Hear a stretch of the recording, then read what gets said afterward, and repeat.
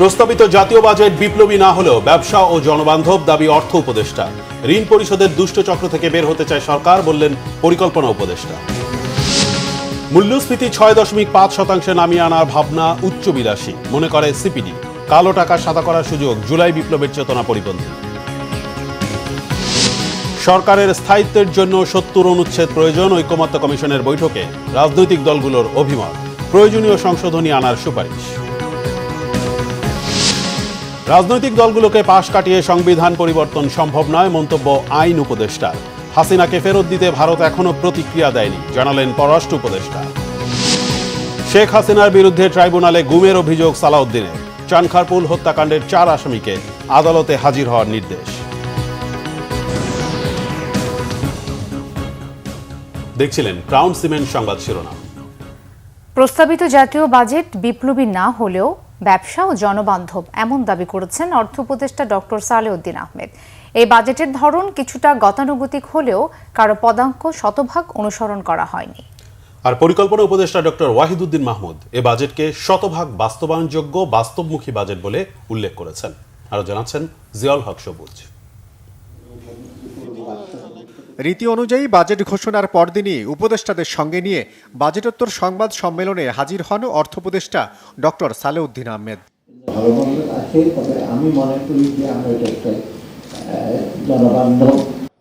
তিনি জানান, দেশের দুঃসময়ে অন্তর্বর্তী সরকার দায়িত্ব না নিলে বড় ক্ষতি হতো অর্থনীতির। প্রায় নষ্ট হয়ে যাওয়া বহু প্রতিষ্ঠানকে খাদের কিনার থেকে টেনে তুলতে বেশ কিছু পদক্ষেপ নিয়েছে সরকার। এরই ধারাবাহিকতায় সীমিত সম্পদ দিয়ে তৈরি করা হয়েছে নতুন বাজেট। ভালো হতো যদি সম্পদ আমরা বেশি পেতাম, আমাদের দেশীয় সম্পদ যদি আরো বেশি, আপনার ট্যাক্স যদি আরো বেশি আদায় করতে পারতাম, ট্যাক্স যদি ফাঁকি না দেওয়া হতো, ভ্যাট যদি ফাঁকি না দেওয়া হতো, করাপশন যদি না থাকতো, দেশে টাকাগুলো ফিরিয়ে আনতে পারতাম, তখন আমার ওই বাজেট সাপোর্টও রাখতো না IMF বা ওয়ার্ল্ড ব্যাংকের। ওই টাকা দিয়ে কিন্তু আমরা পুরো বাজেটটাই করতে পারতাম। আমাদের মনিটারি পলিসিটাকে আমরা টাইট করে রাখছি। আমরা আগামীতে এটাকে ইন্টারেস্ট রেটটা কমিয়ে আনবো যখন ইনফ্লেশনটা 7%-এর নিচে নেমে যাবে। আমরা আশাবাদী এটা জুলাই, অগাস্ট, সেপ্টেম্বরের মধ্যেই আমরা সেখানে যেতে পারবো। পরিকল্পনা উপদেষ্টার সরল স্বীকারোক্তি, আওয়ামী লীগ সরকারের সময়ে শুরু করা চলমান প্রকল্পের বিড়ম্বনায় হাতে নেওয়া যায়নি নতুন সবুজ প্রকল্প। পুরনো প্রকল্পের অনিয়ম দুর্নীতি ধরাতেই আপাতত তুষ্টি তার। এই যে চলমান প্রকল্পের বিড়ম্বনা, এটা কি থামিয়ে দেব এখন, নাকি আরও 3,000 কোটি টাকা দিয়ে এটাকে ঠিকঠাক করে চলব? এটা তো প্রচণ্ড একটা সমস্যার সমাধান অর্থনীতিবিদ হিসাবেও পারা খুব কঠিন। তবু এগুলো যেভাবেই হোক শেষ করে যেতে হবে। অন্য উপদেষ্টারাও জানান, নতুন বাজেট অপচয় অসঙ্গতি কমানোর বাজেট। পাচারকারীরা খুব ধূর্ত হওয়ায় এখনও ফেরত আনা যায়নি পাচারকৃত অর্থ। তবে ভালো কাজ নয় জেনেও সুযোগ দেয়া হয়েছে কালো টাকা সাদা করার শর্তযুক্ত সুযোগ। কালো টাকা কিন্তু এটা ঠিক কালো টাকা না, আমরা যেটা অপ্রতিষ্ঠিত টাকা কোনো কারণে যদি আপনার কাছে থাকে, শুধু ফ্ল্যাটের ব্যাপারে একটা বিধান দেওয়া হয়েছে। এর মানে এই না যে অন্য কেউ প্রশ্ন করতে পারবে না, অন্য অথরিটিরা প্রশ্ন করতে পারবে। এবং এই টাকাটাও স্যার আমরা দ্বিগুণ করে দিয়েছি। আগে যা ট্যাক্স দিতে হতো এবার ডাবল দিতে হবে। আরেকটা করেছি যেটা আগে ছিল না, ফ্ল্যাট ক্রয়ের ক্ষেত্রে এখানে প্রায় আমরা 5 গুণ বাড়িয়ে দিয়েছি। বাজেটের চ্যালেঞ্জ মোকাবেলায় সকলকে সহানুভূতির মনোভাব নিয়ে সরকারের পাশে দাঁড়ানোর আহ্বান জানান অর্থ উপদেষ্টা। জিয়াউল হক সবুজ, বাংলা ভিশন, ঢাকা। এবার সোশ্যাল ইসলামী ব্যাংক অর্থ ও বাণিজ্য সংবাদ।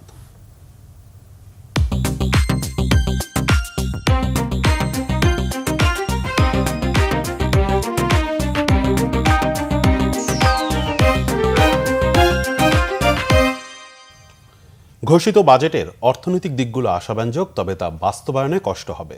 মূল্যস্ফীতি ৬.৫% নামিয়ে আনা শুধু কষ্টকর নয়, উচ্চাভিলাষী বলে মনে করে centre for policy dialogue CPD.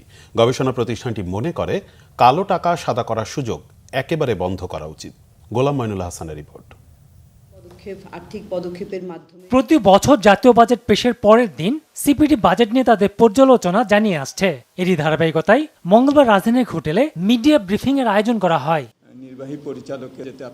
সিপিডির সম্মানীয় ফেলো ডক্টর মোস্তাফিজুর রহমান মনে করেন, ঘোষিত বাজেট অনুমানের সাথে সামঞ্জস্যপূর্ণ হলেও প্রত্যাশা পূরণের জায়গায় হতাশাজনক। বাজেটের সামগ্রিক যদি বিবেচনা করি তাহলে অনুমানের সাথে সামঞ্জস্যপূর্ণ, কিন্তু প্রত্যাশার সাথে কিছুটা হতাশাজনকও বটে। আমরা আশা করব যে সেটা বাস্তবায়ন হবে, কিন্তু কিছু কিছু ক্ষেত্রে আমরা একটু ইতিমধ্যে বলেছি যে সেগুলো অর্জন করা কিন্তু কষ্টকর হবে।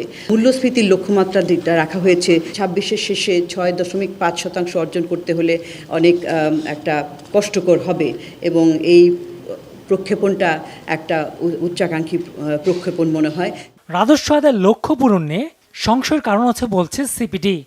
আমাদের অন্যতম চিন্তার বিষয় হচ্ছে যে রাজস্ব আহরণ, এইটা আমাদেরকে এটাকে আরও এটার গতি না বাড়াতে পারলে যে উন্নয়ন কার্যক্রমগুলি, যে রাজস্ব কার্যক্রমগুলি, সেগুলো আসলে অর্জন করা সম্ভব না। সেইটার জন্য যে ধরনের পদক্ষেপ নেওয়া দরকার ছিল সেটা তো আমরা এই সংস্কারও করতে পারলাম না। আর এনবিআরকে যে একটা বড়ভাবে আমরা একটা তাদেরকে পুনর্গঠন করে একটা উদ্যোগের মধ্যে নিয়ে যাব, সেটাও তো আমরা করতে পারিনি। বাজেটে কালো টাকা সাদা করার সুযোগের বিরোধিতা করে সিপিডি। কালো টাকাকে বৈধকরণের যে প্রস্তাব, সেটা একেবারেই বন্ধ করা উচিত। সেটা নৈতিকভাবে সমর্থনযোগ্য নয়, এবং সেটা আমরা নৈতিকভাবে সমর্থন করি না, এবং এটা যারা সৎ করদাতা, সৎ আয় করে, তাদের প্রতি একটা অনুৎসাহ হিসাবে কাজ করে। এটার মাধ্যমে হচ্ছে যে বৈষম্য সৃষ্টিরও একটা হাতিয়ার। যে এই যে জুলাই আন্দোলন হলো, সেইটা তো বৈষম্যহীন আন্দোলন হয়েছিল, বৈষম্যহীন সমাজের জন্য, এবং ইনফ্যাক্ট এই যে বাজেটের প্রত্যয়টাও কিন্তু বলা হচ্ছে যে বৈষম্যহীন সমাজ প্রতিষ্ঠা করার, সেটার সাথে চরমভাবে সাংঘর্ষিক। ব্যক্তিশ্রেণী করমুক্ত আয় সীমা আসছে অর্থ বছরেই 3,75,000 টাকা করা হলে সাধারণ মানুষ উপকৃত হতো বলে মনে করে সিপিডি। বিবেচনা করে গোলাম মনুল্লাহ হাসান, বাংলা ভিশন, ঢাকা। বিবেচনা করি তাহলে অনুমানে আস্থা ভোট, অর্থ বিল, সংবিধান সংশোধন ও জাতীয় নিরাপত্তার মতো ইস্যু ছাড়া অন্য বিষয়ে সংসদে স্বাধীনভাবে ভোট দেওয়ার সুযোগ রেখে সংবিধানের 70 অনুচ্ছেদে প্রয়োজনীয় সংস্কার আনার পক্ষে বিএনপি। এছাড়া তত্ত্বাবধায়ক সরকারের অধীনে স্থানীয় নির্বাচনের বিরোধিতা করেছে বিএনপি, আর পক্ষে মত দিয়েছে জামাতে ইসলামী ও এনসিপি। বিস্তারিত ওবায়দুল্লাহ মামুনের প্রতিবেদনে। রাষ্ট্রের গুরুত্বপূর্ণ ক্ষেত্রে সংস্কার লক্ষ্যে 30টি রাজনৈতিক দলের সাথে দ্বিতীয় দফায় মঙ্গলবার দ্বিতীয় দিনের বৈঠক করেছে জাতীয় ঐক্যমত্য কমিশন। ফরেন সার্ভিস একাডেমিতে সকালে বৈঠকটি শুরু হয়। বিএনপি, জামায়াত ইসলামী, এনসিপি ও এবি পার্টি সহ বেশ কয়েকটি দলের প্রতিনিধিরা আলোচনায় অংশ নেন। কমিশনের পক্ষে সূচনা বক্তব্যে ডক্টর আলী রিয়াজ জানান, ঐক্যমত্য পৌঁছাতে সব দলের সাথে এবার একসাথে বসেছে কমিশন। 3টে বা 4টে বিষয় নিয়ে আলোচনা করবে যতটা সময় প্রয়োজন হয়। আমাদের লক্ষ্য হচ্ছে এই 3টে বা 4টা বিষয় এক জায়গায় আসা। সংবিধানে 70 অনুচ্ছেদ বাতিল, নিম্নকক্ষে 400 আসন, তত্ত্বাবধায়ক সরকারের সময়সীমা, জাতীয় নির্বাচনে নারী আসন 25% ও স্থানীয় সরকার নির্বাচনে 33%। এই 4টি বিষয় আলোচনা চলে দিনভর। প্রথম ভাগের আলোচনা শেষে নিজ নিজ দলের অবস্থান গণমাধ্যমের সামনে তুলে ধরেন রাজনৈতিক দলগুলোর নেতারা। অধিকাংশ দলই শর্ত সাপেক্ষে সংবিধানের 70 অনুচ্ছেদ বাতিলের পক্ষে। বিএনপি বলছে, অর্থ বিল, আস্থা ভোট, সংবিধান সংশোধন ও জাতীয় নিরাপত্তা ইস্যু ছাড়া অন্য বিষয়ে সংসদ সদস্যরা নিজ দলের বিপক্ষে মতামত দিতে পারবেন। এছাড়া তত্ত্বাবধায়ক সরকারের মেয়াদ 3 মাসের বেশি নয় ও তাদের অধীনে স্থানীয় সরকার নির্বাচনের বিপক্ষে মতামত দেয় দলটি। তবে তত্ত্বাবধায়ক সরকারের অধীনে স্থানীয় সরকার নির্বাচনের পক্ষে মত দিয়েছে জামায়াত ও এনসিপি। তবে অধিকাংশের মতামতে আগে যে 3টে বিষয় বললাম, আস্থা ভোট, অর্থ বিল এবং সংবিধান সংশোধন সংক্রান্ত যে কোনো বিলের ক্ষেত্র ছাড়া অন্যান্য সব বিষয়ে সংসদ সদস্যরা স্বাধীন থাকবেন, এই মতামতে প্রায় সব দল একমত হয়েছে বলে আমার বিশ্বাস হয়েছে। কেউ কেউ অবশ্য সংবিধান সংশোধনের বিলটা বাদ দিতে চান, সেটা বেশিরভাগ, সেটা কয়েকটা দলের। সংবিধান সংশোধন ইস্যুটা আর আস্থা ভোট, নো কনফিডেন্স নিজ দলের বিরুদ্ধে। তো আজকে এখন এখানে প্রায় সকল দলগুলো এই বিষয়ে ঐকমত্য পোষণ করেছে। আমরা একটার সাথে তো একমত আছি, আমাদের প্রপোজাল ছিল। আমি অন্যান্য দলগুলোকেও এই জন্য অভিনন্দন জানাই যে আমরা সকলেই এই 3টা পয়েন্টে 70তে যে সংশোধনী, এটার ব্যাপারে ঐকমত্য পোষণ করেছি। প্রস্তাবনা সেটা হচ্ছে কেয়ারটেকার সরকারের অধীনে স্থানীয় সরকার এবং জাতীয় সরকারের নির্বাচন হইতে হবে, এটি আমাদের দলের পক্ষে থাকাটা বাধ্যতামূলক কিনা, হবে কিনা একটা সংসদ সদস্যের জন্য, এটা আরও আলোচনার দাবি রাখে। এই কারণে আমাদের সর্বশেষ পজিশন হচ্ছে যে সরকারের স্থিতিশীলতা এবং সংসদ সদস্যদের স্বাধীনতা এই দুটো জিনিসই গুরুত্বপূর্ণ। এই কারণে অর্থ বিল ও আস্থা ভোট ছাড়া অন্যান্য সকল ক্ষেত্রে যে কোনো সংসদ সদস্য দলের বিরুদ্ধে ভোট দিতে পারবেন। সংবিধানের ৭০ অনুচ্ছেদকে গণতন্ত্রের অন্তরায় দাবি করে বাম দলগুলো এ অনুচ্ছেদের বিলোপ চেয়েছে। সে কারণে ৭০ অনুচ্ছেদের বিলোপ সাধনের জন্যই আমরা আমাদের রাজনৈতিক কর্মসূচি, আমাদের অবস্থান, আমাদের প্রতিষ্ঠা লগ্ন থেকে আমরা সেই লড়াই করে এসেছি। দুটো বিষয়ে রেখে, অর্থাৎ আস্থা ভোট এবং বাজেট, এই দুটো বিষয় রেখে আলোচনা বাকি সকল প্রশ্নে সংসদ সদস্যরা তাদের স্বাধীনভাবে ভোট দিতে পারবেন সেই ব্যবস্থার জন্য কথা বলেছিলাম। ঈদের পর এই রাজনৈতিক দলগুলোর সাথে আবারও বৈঠকে বসবে জাতীয় ঐক্যমত্য কমিশন। সংবিধানের ওবায়দুল্লাহ মামুন, বাংলা ভিশন, ঢাকা। আইন উপদেষ্টা ডক্টর আসিফ নজরুল জানিয়েছেন, রাজনৈতিক দলগুলোকে পাশ কাটিয়ে সংবিধান পরিবর্তন করা সম্ভব নয়। তিনি বলেন, যারা না বুঝে সরকারের সমালোচনা করছেন তাদের মানসিকতার সংস্কার প্রয়োজন। শুভ মাহফুজের রিপোর্ট। মঙ্গলবার বিকেলে রাজধানীর বিচার প্রশিক্ষণ ইনস্টিটিউটে ফৌজদারি কার্যবিধি সংশোধনী অধ্যাদেশের খসড়ার উপর আয়োজিত মতবিনিময় সভায় যোগ দেন আইন উপদেষ্টা সহ জ্যেষ্ঠ আইনজীবীরা। আলোচনা প্রাধান্য পায় ফৌজদারি আইনের নানা দিকগুলো। প্রস্তাব আসে ১০০ বছরের পুরনো উপনিবেশিক বিভিন্ন আইন সংশোধনের। নিম্ন আদালতে দিয়ে দিচ্ছে রায়, আমাকে নিয়ে দিচ্ছে কন্ডেম সেল। আপিলের ডিভিশন চাইতে লাগে 22 বছর থাকে আমি কন্ডেম সেলে, এরপরে পাচ্ছি খালাস। একটা বিধান বের করেন স্যার, সবাই এক চিন্তা ভাবনা করে। এতে দিলেন দি অ্যাকিউজড অ্যান্ড হিজ অ্যাডভোকেট থাকতে পারবেন, the public prosecutor where applicable থাকতে পারবেন, and the victim or complainant ডাকলেন। তাহলে ভিকটিম অ্যান্ড কমপ্লেনেন্টের লয়ার থাকতেছেন না, এই জায়গাটা তাদেরও তো থাকার একটা অপশন থাকা দরকার।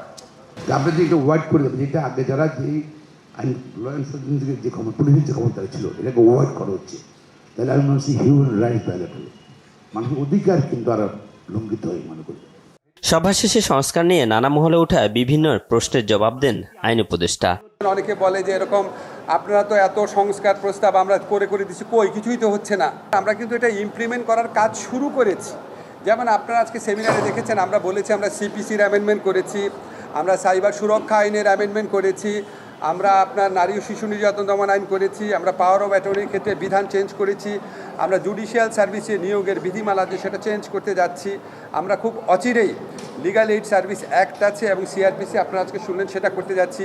গুম আইনের উপর 2টা কনসালটেশন হয়েছে। এই যে কয়েকটা আইনের কথা বললাম, এগুলি কিন্তু আগামী 1 মাসের মধ্যে সম্পন্ন হয়ে যাবে। উপদেষ্টা জানান, সরকার আইন ও বিচার ব্যবস্থায় এমন সংস্কার করে যেতে চায় যেন আগামীতে কেউ স্বৈরাচার হয়ে উঠতে না পারে। আরো আগে হতে পারে, আমি একটু টাইম নিয়ে অগাস্ট। শুভ মাহফুজ, বাংলা ভিশন, ঢাকা। শেখ হাসিনাকে ফেরত পাঠানোর বিষয়ে ভারতের কোনো জবাব পাওয়া যায়নি। তারা কোনো প্রতিক্রিয়া জানায়নি বলে জানিয়েছেন পররাষ্ট্র উপদেষ্টা তৌহিদ হোসেন। মঙ্গলবার বিকেলে পররাষ্ট্র মন্ত্রণালয়ের ব্রিফিংয়ে তিনি বলেন, সীমান্ত দিয়ে পুশিন বন্ধে ভারতের সঙ্গে চিঠি আদান প্রদান হচ্ছে। শেখ হাসিনার ব্যাপারে আমরা যেটুকু জানিয়েছি সেটা কোনো রিয়াকশন নাই আমাদের কাছে এখন পর্যন্ত। আর পুশিনের ব্যাপারে যেটা হচ্ছে সেটা তো আমরা দেখতে পাচ্ছি যে পুশিন হচ্ছে, এবং সেটাকে তো ফিজিক্যালি ঠেকানোর মতো তো সম্ভব না আসলে। এটা নিয়ে ভারতের সাথে আমাদের চিঠি আদান প্রদান হচ্ছে। আমরা বলেছি যে এটা পদ্ধতি অনুযায়ী যেন যাওয়া হয়। তারা কিছু ক্ষেত্রে বলেছে যে অনেক কেস আটকে আছে, সেগুলি তোমরা ঠিক মতো করছো না।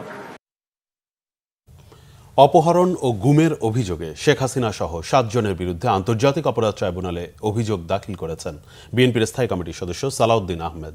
এছাড়া চাংখারপুলে 6 ছাত্র হত্যা মামলায় ডিএমপির সাবেক কমিশনার হাবিবুর রহমান সহ 4 পলাতক আসামিকে হাজির হতে নির্দেশ দিয়েছে ট্রাইব্যুনাল। পরবর্তী শুনানি 22 জুন। সকাল 11:15টার দিকে ট্রাইব্যুনালে যান সালাউদ্দিন আহমেদ। আইন সম্পাদকের নেতৃত্বে বিএনপির আইনজীবীদের একটি দল তার সাথে ছিলেন। আন্তর্জাতিক অপরাধ ট্রাইব্যুনালের চিফ প্রসিকিউটরের কাছে অভিযোগ দাখিল করেন বিএনপির স্থায়ী কমিটির এই নেতা। সাবেক প্রধানমন্ত্রী শেখ হাসিনা ছাড়া অন্য আসামিরা হলেন সাবেক স্বরাষ্ট্রমন্ত্রী আসাদুজ্জামান খান কামাল, সাবেক পুলিশ মহাপরিদর্শক বেনজির আহমেদ, শহীদুল হক, সাবেক এসবি প্রধান মনিরুল ইসলাম, সাবেক ডিএমপি কমিশনার আসাদুজ্জামান মিয়া ও সাবেক সেনা কর্মকর্তা জিয়াউল আহসান। পরে সালাউদ্দিন আহমেদ বলেন, জাতির আকাঙ্ক্ষা ন্যায় বিচার। শুধু জুলাই আগস্ট নয়, বিগত আমলে যত মানুষ হত্যা, গুম, নির্যাতনের শিকার হয়েছেন তার সবকিছুর বিচার করা হবে। এগুলো বিএনপির প্রতিশ্রুতি।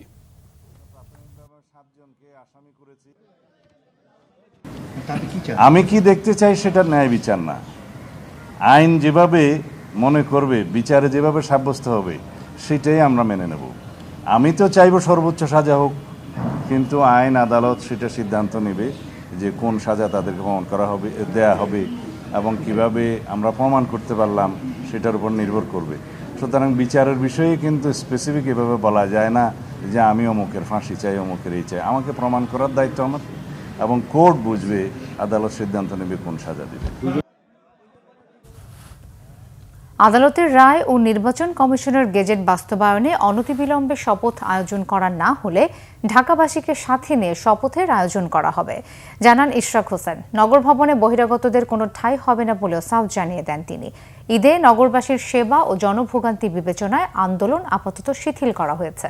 মিরাজ হোসেন গাজীর রিপোর্ট। ঢাকা দক্ষিণ সিটি কর্পোরেশনের নগর ভবনে সকাল থেকেই চলছিল অবস্থান কর্মসূচি। আদালতের রায় ও নির্বাচন কমিশনের প্রজ্ঞাপনের পরও ইশরাক হোসেনকে মেয়রের দায়িত্ব বুঝিয়ে দিচ্ছে না স্থানীয় সরকার মন্ত্রণালয়। বিক্ষোভকারীরা বলেন, সংশ্লিষ্ট মন্ত্রণালয়ের উপদেষ্টা সংবিধান লঙ্ঘন করেছেন। আদালত যখন রায় দেয় তখন সরকার যখন ন্যায় বিচার প্রতিষ্ঠা করতে পারে না, স্বভাবত কারণেই আমাদের প্রশ্ন জাগবে আগামী দিনে বাংলাদেশ কিভাবে চলবে। সেটা হলো আসিম মাহমুদ সাহেব।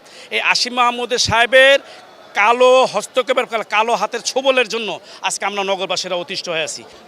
বৈধ মেয়রকে সে দিচ্ছে না, অথচ আসিফ ভুঁইয়ার পিএস সে শত শত কোটি দুর্নীতি লুপাট করতেছে। এখন সে বাইরে যাচ্ছে, এখন ধরা খাওয়ার পরে তাকে সাসপেন্ড করতেছে কেন? সে কি জানে না তার অনুমতি তাতে কি হয় নাই? মনে করছি নগরবাসী হিসেবে আজকেই ইশরাক সাহেবের ওতটা নিয়ে নেওয়া উচিত। গণতন্ত্রের প্রতি শ্রদ্ধাশীল হই, আমরা সভ্য নাগরিক হই, সভ্য গণতান্ত্রিক দেশ আমরা প্রতিষ্ঠিত করি, আইনের শাসন প্রতিষ্ঠিত করি। তাকে ওত নেওয়ার মাধ্যমে জাতিবোধহয় একটি কলঙ্ক থেকে মুক্ত হবে। আন্দোলনকারীদের প্রতি সংহতি জানাতে বেলা ৩টার দিকে নগর ভবনে আসেন ইশরাক হোসেন। এ সময় ইশরাক হোসেন বলেন, সরকার আইন, আদালত ও সংবিধান কিছুই মানছে না। আমরা চাই না কোনো ধরনের একটা বাজে উদাহরণ সৃষ্টি হোক, কিন্তু এই সরকারকে এখন বাধ্য হয়ে বলতে হচ্ছে, আপনারা যদি অবিলম্বে শপথ গ্রহণের অনুষ্ঠানের ব্যবস্থা না করেন তাহলে ঢাকা শহরের দক্ষিণের ভোটারদেরকে সাথে নিয়ে আমি নিজেই শপথ করে আমি আমার চেয়ার গ্রহণ করব, এবং নগর ভবন কিভাবে চলবে সেটা ঢাকাবাসী নির্ধারণ করবে। কোন বহিরাগত উপদেষ্টা বা বহিরাগত কোন প্রশাসক দিয়ে এই নগর ভবন পরিচালনা করতে দেওয়া হবে না, হবে না, হবে না। জনভোগান্তি বিবেচনায় কর্মসূচি আপাতত শিথিল করার ঘোষণা দিয়ে নগর ভবন থেকে বের হওয়ার সময় ইশরাক হোসেনকে জনতা অভিবাদন জানান। মিরাজ হোসেন গাজী, বাংলা ভিশন, ঢাকা। এদিকে বিএনপি নেতা ইশরাক হোসেন বলেছেন, গত 15 বছর শেখ হাসিনার আমলে মানুষের অধিকার আদায়ে বিএনপি যেমন মাঠে ছিল, এখনো ঠিক একই কারণে মাঠে আছে। দেশে গণতন্ত্র এবং আইনের শাসন প্রতিষ্ঠিত না হওয়া পর্যন্ত মাঠে থাকার ঘোষণাও দেন তিনি। শেখ হাসিনা সরকারের মামলা, হামলা, গুম, খুনের মধ্য দিয়ে বিএনপি যে রক্তের পাটাতন তৈরি করেছিল, সেই পাটাতনেই হয়েছে 24-এর গণ অভ্যুত্থান। এই গণ অভ্যুত্থানে যারা রক্ত দিয়েছে তাদের রক্ত বৃথা যেতে দেওয়া হবে না বলেও মন্তব্য করেন তিনি। রাজধানীর বংশাল এলাকায় ওয়ার্ড বিএনপি আয়োজিত শহীদ রাষ্ট্রপতি জিয়াউর রহমানের 44তম শাহাদাত বার্ষিকী উপলক্ষে মিলাদ ও দোয়া মাহফিলে তিনি এসব কথা বলেন। বিএনপি কখনোই নাম গোপন করে স্বৈরাচার বিরোধী আন্দোলনে ছিল না উল্লেখ করে ইশরাক হোসেন বলেন, অনেকেই এখন বিএনপিকে আন্দোলন শেখাতে চায়। গত 15 বছর তাদের অবস্থান কি ছিল সেই প্রশ্ন রাখেন ইশরাক হোসেন।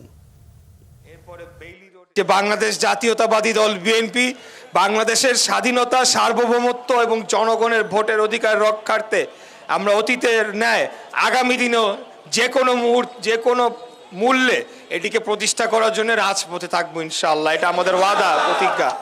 আমরা ক্ষমতার জন্য রাজনীতি করি না, আমাদের চাওয়া একটাই, আমাদের দাবি একটাই, জনগণ ভোট দিয়ে নির্ধারণ করুক কারা রাষ্ট্র চালাবে। আমরা তো বলি নাই যে বিএনপিকে ক্ষমতাটা দিয়ে আপনারা চলে যান, আমরা কেবলমাত্র নির্বাচনটা চেয়েছি।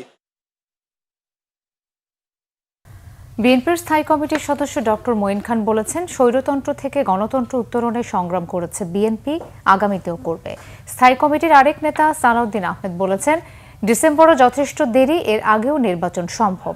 আর দলের সিনিয়র যুগ্ম মহাসচিব রুহুল কবির রিজভী বলেছেন, নির্বাচন কবে হবে জানতে চাইলে উপদেষ্টারা চুপ করে থাকেন। আহমেদ সরওয়ারের রিপোর্ট। জালালউদ্দিন আহমেদ বিচার, সংস্কার ও নির্বাচনের রোডম্যাপ নিয়ে আলোচনার আয়োজন করে গণ অধিকার পরিষদ। মঙ্গলবার ঢাকা রিপোর্টার্স ইউনিটিতে আয়োজিত আলোচনায় বিভিন্ন দল ও জোটের নেতারা নির্বাচন নিয়ে অন্তর্বর্তী সরকারের বিভিন্ন বক্তব্যের সমালোচনা করেন। তারা ডিসেম্বরের মধ্যেই নির্বাচনের দাবি জানান। 10 মাসও যায়নি, আমরা এত রক্ত দিয়ে জীবন দিয়ে লড়াই করে একটা গণতান্ত্রিক দেশ সমাজ নির্মাণ করব, তার জন্য ভোটের দাবি করেছি। সেই ভোট হবে কিনা সেটা সাধারণ মানুষের মধ্যে প্রশ্ন তৈরি করেছে। নির্বাচনেই জনগণকে ক্ষমতায়ন করার একমাত্র এবং নির্বাচনেই বাংলাদেশের সবচেয়ে বড় সংস্কার। আর বাকি যা সংস্কার সেটা সময়ের ব্যাপার। ইউনূস সাহেব 17 বছর বাংলাদেশের মানুষ ভোট দেয় নাই। আপনি মানুষের ক্ষমতাটা মানুষের হাতে দিয়ে দেন, মানুষ আপনাকে সবসময় স্মরণ রাখবে এবং আমরাও আপনাকে শ্রদ্ধার সাথে স্মরণ রাখবো। তাহলে আমি আগেও বলি, ইউনূস সাহেব, পলিটিক্স আর ইকোনমিক্স এক না। পলিটিক্সে 2 আর 2 22 হয়, ইকোনমিক্সে 2 আর 2 4 হয়। সবাই সংস্কারের দোহাই দিয়ে বিভিন্ন রকমের কথা বলে, কেউ এমন সব অলৌকিক সংস্কারের বিষয় উত্থাপন করে যেগুলোর উদ্দেশ্যই হবে যে নির্বাচন বিলম্বিত করা, যেগুলোর একটা অন্তর্নিহিত উদ্দেশ্যই আছে যে নির্বাচন না হওয়া। যে একটি মাত্র যুক্তিও যদি থাকে সেটা আপনারা উত্থাপন করুন, কেন ডিসেম্বরের পরে নির্বাচন হবে? সুতরাং ডিসেম্বরেই যথেষ্ট দেরি, এর আগেও নির্বাচন করা সম্ভব। আমরা ইতিপূর্বে অনেকবার বলেছি। শহীদ জিয়ার 44তম শাহাদাত বার্ষিকী উপলক্ষে জাতীয় প্রেস ক্লাবে এক আলোচনায় বিএনপি স্থায়ী কমিটির সদস্য ডক্টর মঈন খান বলেন, গণতন্ত্র ও জনগণের ভোটের অধিকারের জন্য 71-এও সংগ্রাম করেছে এদেশের মানুষ। বিগত 15 বছরও সংগ্রাম করতে হয়েছে। স্বৈরতন্ত্র থেকে গণতন্ত্রের উত্তরণের যে সংগ্রাম, সেই সংগ্রাম আমরা করেছি, আমরা করছি, আমরা করব, যতক্ষণ পর্যন্ত না বাংলাদেশে গণতন্ত্র ফিরে আসে। এই বিষয়ে আমরা শহীদ প্রেসিডেন্ট জিয়াউর রহমানের অনুগত সৈনিক। এদিকে বিএনপি চেয়ারপারসন বেগম খালেদা জিয়ার সুস্বাস্থ্য ও দীর্ঘায়ু কামনায় ঈদুল আজহা উপলক্ষে ভারপ্রাপ্ত চেয়ারম্যান তারেক রহমানের পক্ষ থেকে শ্যামলী এলাকায় নিম্ন আয়ের মানুষের মাঝে ঈদ উপহার বিতরণ করেন বিএনপির সিনিয়র যুগ্ম মহাসচিব রুহুল কবির রিজভী। এর আগে শহীদ রাষ্ট্রপতি জিয়াউর রহমানের 44তম শাহাদাত বার্ষিকী উপলক্ষে নয়াপল্টন দলীয় কার্যালয়ের সামনে দুস্থদের মাঝে ঈদ সামগ্রী বিতরণ করে জাতীয়তাবাদী তাঁতি দল। আমরা চাই এই দেশটা ভালো মতো চলুক, একটা অবাধ সুষ্ঠু নির্বাচন হোক, এবং সেটা আর কত দেরি করবে, আর কত কথা শোনাবে? আপনারা কেন দেরি করছেন? যদি অন্তর্বর্তীকালীন সরকারকে বলি ওনারা চুপ করে থাকেন, ওনারা উত্তর দেয় না। একসময় সংস্কারকে নির্বাচনের প্রতিদ্বন্দ্বী করে সামনে নিয়ে আসেন, এখন সেটাও বলেন। অন্তর্বর্তী সরকারের ঘোষিত বাজেটের সাথে শেখ হাসিনার বাজেটের পার্থক্য কোথায়, সেই প্রশ্নও রাখেন রিজভী। আহমেদ সরওয়ার, বাংলা ভিশন, ঢাকা। জামাত ইসলামের আমির ডক্টর শফিকুর রহমান বলেছেন, 2009 সালে সরকারের ইঙ্গিতে একটি বিশেষ মহল রাজনৈতিক প্রতিহিংসার বশবর্তী হয়ে জামাত ইসলামের নিবন্ধন বাতিল করার জন্য অন্যায্যভাবে আদালতে যায়। আদালতও এখতিয়ার বহির্ভূতভাবে এই মামলাকে আমলে নিয়ে একটা মিস কেস অফ জাস্টিস উপহার দিয়েছেন। সকালে রাজধানীর একটি হোটেলে আয়োজিত এক সংবাদ সম্মেলনে কথা বলেন জামাত আমির। এতে দলটির বিভিন্ন পর্যায়ের নেতাকর্মী ছাড়াও কয়েকজন কূটনীতিক উপস্থিত ছিলেন। জামাতে ইসলামের নিবন্ধন ফিরে পাওয়ায় জুলাই বিপ্লবীদের প্রতিও কৃতজ্ঞতা জানান দলটির আমির ডক্টর শফিক। জামাতের আমির বলেন, শুধু ফ্যাসিজমকে বিদায় করা নয়, বরং ফ্যাসিজম মুক্ত, ফ্যাসিবাদ মুক্ত একটি দেশ গড়ার জন্য লড়াই করেছিল ছাত্র জনতা। তবে ফ্যাসিবাদীরা বিদায় নিলেও ফ্যাসিজমের কালো ছায়া এখনো জাতির ঘাড়ে রয়ে গেছে। জাতীয় নির্বাচনের আগে স্থানীয় সরকার নির্বাচন দেওয়ার আহ্বান জানান ডক্টর শফিকুর রহমান।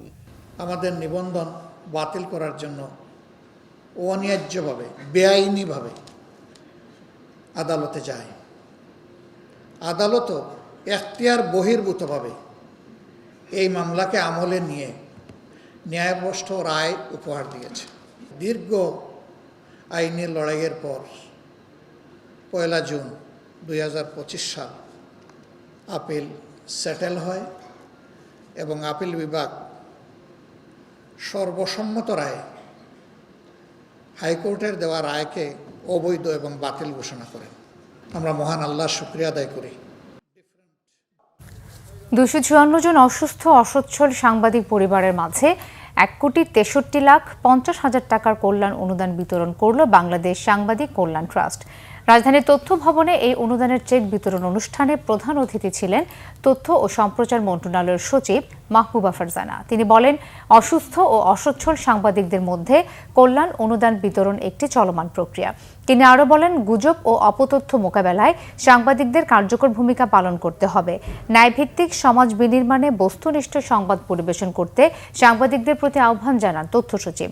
বাংলাদেশ সাংবাদিক কল্যাণ ট্রাস্টের ব্যবস্থাপনা পরিচালক মোহাম্মদ আবদুল্লাহর সভাপতিত্বে বিভিন্ন সাংবাদিক সংগঠন, সরকারের প্রতিনিধিরা উপস্থিত ছিলেন।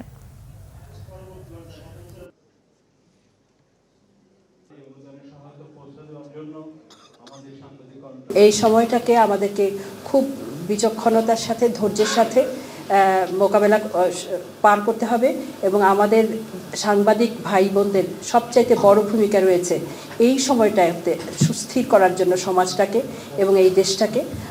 আমার মনে হয়, আমার বিশ্বাস, আমাদের সাংবাদিক ভাই বোন তা করে চলেছেন এবং করবেন। আমরা চেষ্টা করব যে আরও যে বিষয়ে অঙ্গীকার আমাদের আপনাদের সাথে রয়েছে সেই অঙ্গীকারগুলো পূরণকরণে যতটুকু আমাদের সহায়তা কিংবা আমাদের যতটুকু আমাদের ইনিশিয়েটিভ নেওয়া প্রয়োজন আমরা নিব। আমরা সবসময় আপনাদের পাশে থাকব। এবারে আরো কিছু খবর নিয়ে একটি ডেস্ক রিপোর্ট।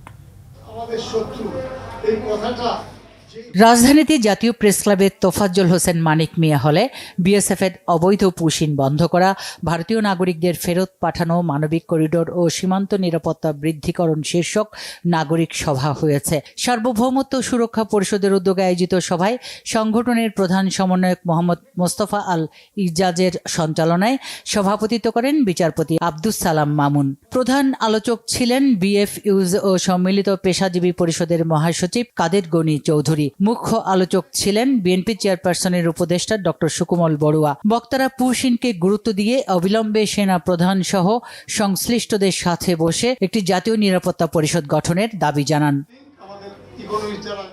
শহীদ রাষ্ট্রপতি জিয়াউর রহমানের ৪৪তম শাহাদত বার্ষিকী উপলক্ষে শ্রদ্ধাঞ্জলি দোয়া মাহফিল ও খাবার বিতরণ অনুষ্ঠানের আয়োজন করেছে ২৫ নম্বর ওয়ার্ড বিএনপি পরিবার। আরজতপাড়া জামে মসজিদ চত্বরে আয়োজিত দোয়া মাহফিলে প্রধান অতিথি ছিলেন ঢাকা মহানগর উত্তরের সাবেক আহ্বায়ক সাইফুল আলম নীরব। অনুষ্ঠানে শহীদ president Ziaur Rahman, BNP chairperson Begum Khaleda Zia এবং তারেক রহমানের জন্য দোয়া করা হয়। পরে দুস্থদের মাঝে খাবার বিতরণ করা হয়। তেজগাঁও থানার আরজতপাড়ায় অনুষ্ঠানটি সভাপতিত্ব করেন ২৫ নম্বর ওয়ার্ডের বিএনপি নেতা মোসলেউদ্দিন মিশন। উপস্থিত ছিলেন বাসেত মিয়া। শহীদ রাষ্ট্রপতি জিয়াউর রহমানের ৪৪তম শাহাদত বার্ষিকী উপলক্ষে নারায়ণগঞ্জ জেলার রূপগঞ্জ সদর ইউনিয়ন বিএনপির অঙ্গ ও সহযোগী সংগঠনের উদ্যোগে ইউসুফগঞ্জ স্কুল অ্যান্ড কলেজ মাঠে গরিব মানুষের মাঝে ঈদ সামগ্রী বিতরণ করেছে নারায়ণগঞ্জ জেলা বিএনপির যুগ্ম আহ্বায়ক শরীফ আহমেদ টুটুল। নিম্নমানের সিগারেট বন্ধসহ বিড়ি শ্রমিকদের ৪ দফা দাবি ২০২৫-২৬ অর্থ বছরের প্রস্তাবিত বাজেটকে গণমুখী ও বাস্তব ভিত্তিক আখ্যা দিয়ে সংবাদ সম্মেলন করেছে বাংলাদেশ বিড়ি শ্রমিক ফেডারেশন। সকালে জাতীয় প্রেস ক্লাবে জহুর হোসেন চৌধুরী হলে এই সংবাদ সম্মেলন হয়। এতে শ্রমিক নেতারা প্রধান উপদেষ্টাকে অভিনন্দন, ধন্যবাদ ও কৃতজ্ঞতা জানিয়ে বিড়ির অগ্রিম আয়কর প্রত্যাহার, বিদেশি বহুজাতিক কোম্পানির নিম্নস্তরের সিগারেট বন্ধ করা সহ ৪ দফা দাবি তুলে ধরেন। বাংলাদেশ বিড়ি শ্রমিক ফেডারেশনের সভাপতি আমিনুদ্দিন বিএসসি এর সভাপতিত্বে সংবাদ সম্মেলনে লিখিত বক্তব্য পাঠ করেন ফেডারেশনের সাধারণ সম্পাদক আরিফ হোসেন। আধুনিক ও উদ্ভাবনী ব্যাংকিং সেবা, ঝুঁকিহীন বিনিয়োগ, অর্থনৈতিক স্থিতিশীলতা এবং গ্রাহক পৃষ্ঠপোষক ও শুভানুধ্যায়ীদের আস্থা, বিশ্বাস ও অনুপ্রেরণা নিয়ে যমুনা ব্যাংক পদার্পণ করল ২৫ বছরে। এক অনাড়ম্বর অনুষ্ঠানের মাধ্যমে ব্যাংকের প্রধান কার্যালয় সহ সব শাখা ও উপশাখায় এই প্রতিষ্ঠা বার্ষিকী উদযাপন করা হয়। এই আনন্দঘন মুহূর্ত উদযাপনে ব্যাংকের প্রধান কার্যালয়ে আয়োজিত অনুষ্ঠানে উপস্থিত ছিলেন ব্যাংকটির চেয়ারম্যান রবিন রাজন সাখাওয়াত, পরিচালনা পর্ষদের সদস্যরা, ব্যবস্থাপনা পরিচালক ও সিইও মির্জা ইলিয়াস উদ্দিন আহমেদ এবং ব্যাংকের বিভিন্ন পর্যায়ের কর্মকর্তা ও কর্মচারীরা। সমৃদ্ধির এই পথ চলায় সাথে থাকার জন্য ব্যাংকের চেয়ারম্যান রবিন রাজন সাখাওয়াত সকল গ্রাহক, পৃষ্ঠপোষক ও শুভানুধ্যায়ীদের আন্তরিক শুভেচ্ছা ও ধন্যবাদ জানান। Bangla vision news desk. সংবাদ শেষ করব আমরা। ক্রাউন 7 শিরোনামগুলো আরো একবার জানিয়ে।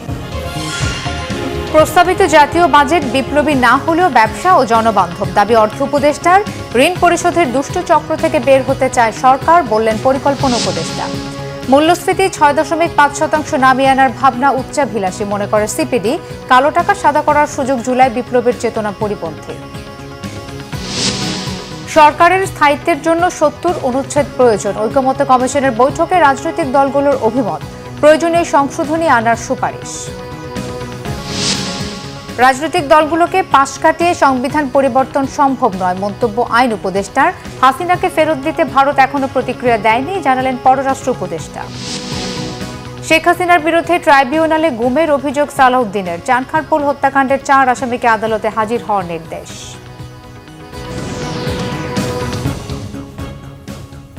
এই ছিল এখনকার মতো। পরের সংবাদ রাত 1টায় দেখার আমন্ত্রণ রইল। এছাড়া বাংলাভিশন সংবাদ ও সংবাদ সংশ্লিষ্ট অনুষ্ঠান দেখতে ভিজিট করুন www.bvnews24.com ও facebook.com/banglavishnnews এবং সাবস্ক্রাইব করুন youtube.com/banglavishnnews। ধন্যবাদ। শুভরাত্রি।